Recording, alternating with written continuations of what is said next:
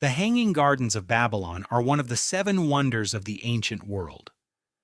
Described by ancient writers as a mountain of terraced gardens rising above the desert, watered by an ingenious irrigation system, visible from miles away, built by a king who loved his wife so much he moved a mountain to ease her homesickness. There's just one problem: no one has ever found them, not a single physical trace in Babylon, not one ancient Babylonian text mentioning them.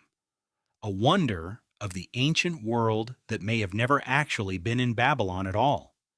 The Hanging Gardens appear on every ancient list of the seven wonders of the world, described in detail by five ancient writers, including Diodorus Siculus, Strabo, and Quintus Curtius Rufus. All write about terraced gardens rising 75 feet in the air, with an advanced water lifting system, possibly a chain pump, drawing water from the Euphrates River. Exotic trees, flowering plants, and streams all maintained in the middle of a dry Mesopotamian desert. The ancient accounts are detailed, consistent, and from multiple independent sources. They describe something clearly real, something somebody actually saw and wrote about. But here's where it falls apart. Not one of those five ancient writers actually visited Babylon themselves. They were writing from other people's accounts, often centuries after the fact.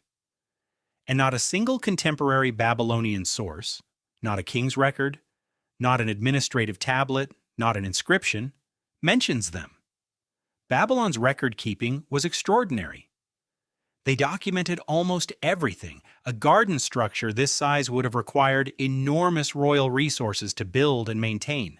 That kind of project leaves records. Always. Unless it wasn't in Babylon. In 2013, British historian Stephanie Dalley published a theory that changed the debate. She proposed that the Hanging Gardens weren't in Babylon at all.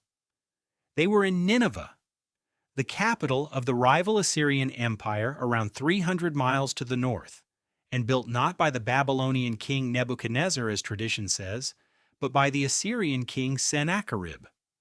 Her evidence: Assyrian inscriptions from Sennacherib's reign that describe exactly this kind of garden. Terraced, elaborate, watered by a system of bronze screws lifting water from below. The technology described matches what ancient writers said about the Hanging Gardens. Sennacherib himself called it a wonder for all peoples in his own inscriptions. The same phrase that ancient Greek writers used for the seven wonders. Dalley also argues that ancient writers confused Babylon and Nineveh in their accounts. Both cities were enormous. Both were capitals of successive Mesopotamian empires. For Greek and Roman writers centuries later, the distinction may have blurred into a single legendary Mesopotamian city. If Dalley is right, the Hanging Gardens were real, just in the wrong city on every map ever drawn.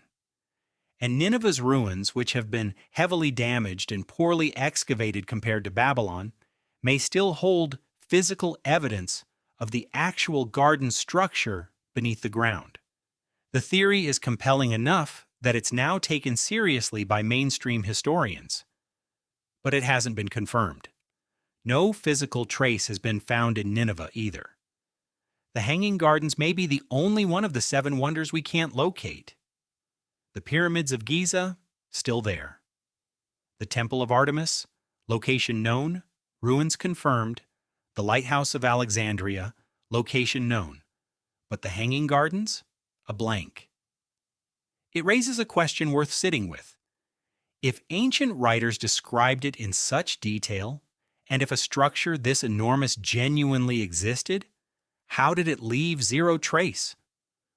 Gardens, unlike stone monuments, are organic. They need constant water and maintenance.